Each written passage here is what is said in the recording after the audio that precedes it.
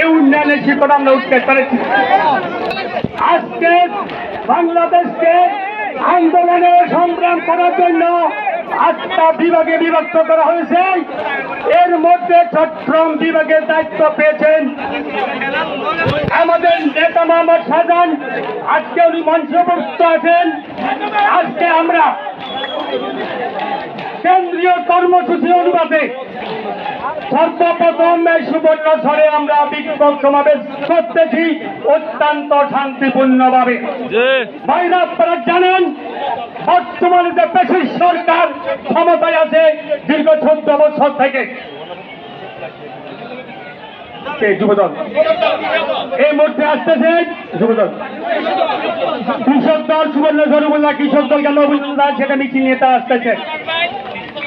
বন্ধুগণ, এই নিশিরাতের সরকার আপনারা জানেন 2014 সালে ভোটবিহীন ভাবে এই সরকার ক্ষমতা এসেছিল। 1918 সালে রাতের অন্ধকারে ভোটকারী তারা ক্ষমতা এসেছিল। ক্ষমতা আসার পর থেকে আজকে চুপ করা কৃষক দল দেখা গেছে চুপ করা। আজকে আমরা আন্দোলন সংগ্রামের মধ্যে নেমেছি আমাদের অস্তিত্ব রক্ষা করার জন্য। জাতি যে সংকটে পড়েছে এই সংকটকে রক্ষা করার জন্য আজকে বিএনপি সে দায়িত্ব নিয়েছে। আমরা ইতিমধ্যে সংগ্রাম করতে চাই ভোলাতে আমাদের 2 জন ছোট ভাই শহীদ হয়েছেন। তারই প্রতিবাদে বিদ্যুতের লোডশেডিং আপনারা জানেন সুবর্ণচরে গত 12 ঘন্টার মধ্যে 1 ঘন্টা বিদ্যুৎ নাই।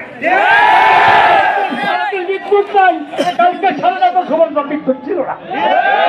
এই লুটেরার দল হাজার হাজার কোটি টাকা বিদেশে রপ্তানি করে সোনা চালান করে বিদেশে পাঠা দিয়ে দেশটাকে ক্ষুদ্র বানায়।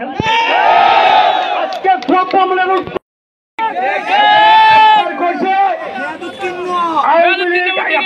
আওয়ামী লীগ আর ভারত 2 সরকার স্বামী স্ত্রী সম্পর্ক। আবার কোন ঘরে বলল আমরা বেচতে আছি। আরে তারা নাদান, বেচতে কি লটারি হয়? বর্ষের ভোট বেচতে কি মুরগের ডিমের হাঁসের ডিমের হালকি 60 টাকা? আজীবন শুনেছি বেচত ফ্রি। আল্লাহর কোরআনে পড়েছি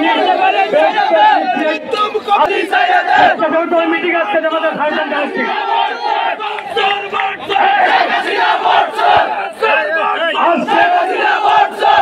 বাংলাদেশে খেলা শুরু হয়ে গিয়েছে। খেলা সুবর্ণ ধরে শুরু মানুষ প্রমাণ করে দেবে এই স্বৈরাচারী হাসিনা সরকারকে। কেন্দ্রীয় কর্মসূচি অনুযায়ী যে কোনো কর্মসূচি আসবেন সবাইকে আমরা প্রতিহত করব এবং আগামী দিনের আন্দোলন সংগ্রামে আমরা সবাই এই সুবর্ণচরে একসাথে থাকবো। আগামী আন্দোলন নির্বাচনে আমরা মোহাম্মদ শাহজাহানের নেতৃত্বে একসাথে থাকবো। সবাইকে এই আজকের সবাই উপস্থিত হওয়ার জন্য সুবর্ণচর উপজেলা পক্ষ থেকে আন্তরিক ধন্যবাদ জ্ঞাপন করে আগামী দিনের আন্দোলন ও নির্বাচনে সবাইকে সংযুক্ত থাকার জন্য আবার ধরে আমার বক্তব্য শেষ করলাম।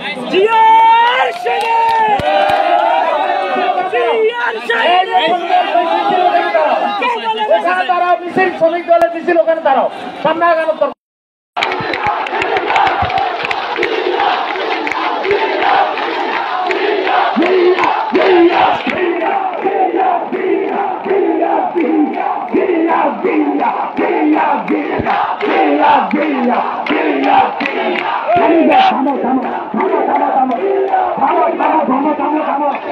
এখন বক্তব্য রাখবেন আজকের সভা।